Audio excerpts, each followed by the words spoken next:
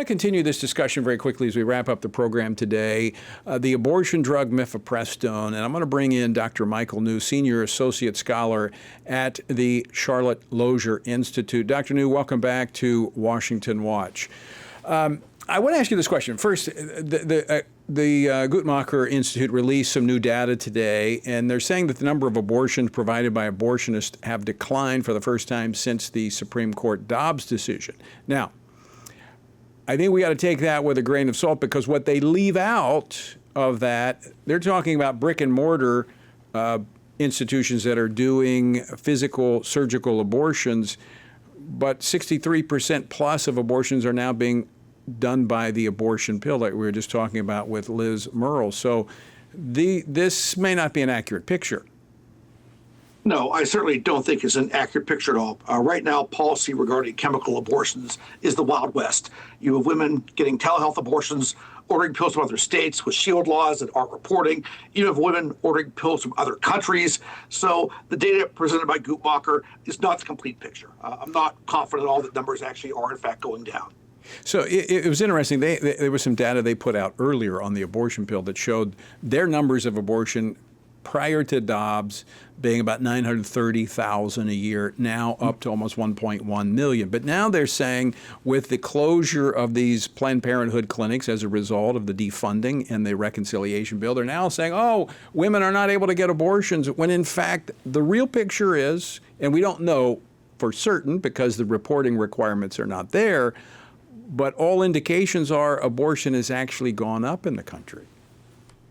Yeah, long term, there's certainly been an increase. I mean, once the FDA derated chemical abortions, numbers went up. It all started in 2017, where they reduced the number of in-person visits from 3 to 1. Then during the pandemic in 2020, they said there could be no in-person visit, and women can just get these pills through the mail without any medical supervision. So ever since then, you've seen numbers going up.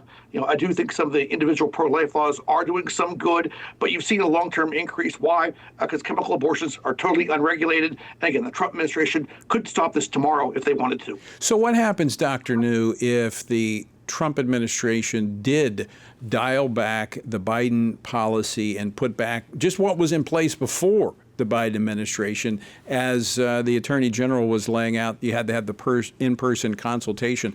What do you think that would do to the abortion numbers in America? Oh, I think they would fall dramatically. I mean, that telehealth abortions have only been with us since 2020. I mean, this was meant to be a temporary measure during the pandemic. The Biden administration unwisely continued. So if you put back the old rules in, telehealth abortions are illegal, and that means women living in pro-life states won't obtain these chemical abortions through the mail. They'll carry pregnancies to term. They'll get help from pro-life pregnancy help centers, and women, children, unborn children will be protected. Which would be the intent of what the Dobbs decision was, allowing lawmakers to set these policies, and not just at the state level, it's also at the federal level. I know that's another argument to have with some people, but at a minimum, everybody agrees that Dobbs gave the states the right to regulate the sanctity of defend life through their policies.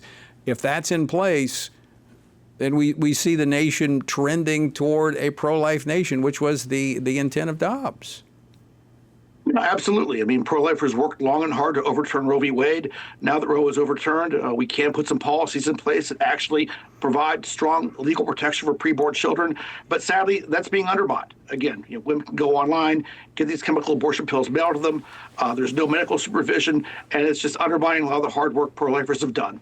Dr. New, it's also, it's keeping up with the trends. I mean, just like the big brick and mortar stores are closing, more people doing business through Amazon. I mean, this is really the abortion industry is moving in that direction. They're saying they're hurting because they're closing down these clinics, but in fact, they've already adopted a business model that is using the abortion pill.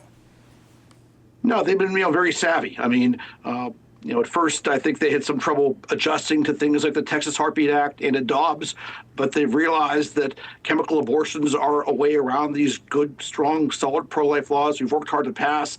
They're working with groups like Aid Access to send these chemical abortion pills into states in violation of state laws. So our opponents are always very savvy. Pro-lifers need to work hard and be very diligent to counter them. All right, Dr. Michael New, I want to thank you for joining us. Always great to have you on the program. Appreciate the great work you do for the benefit of the unborn and their mothers. Thank you.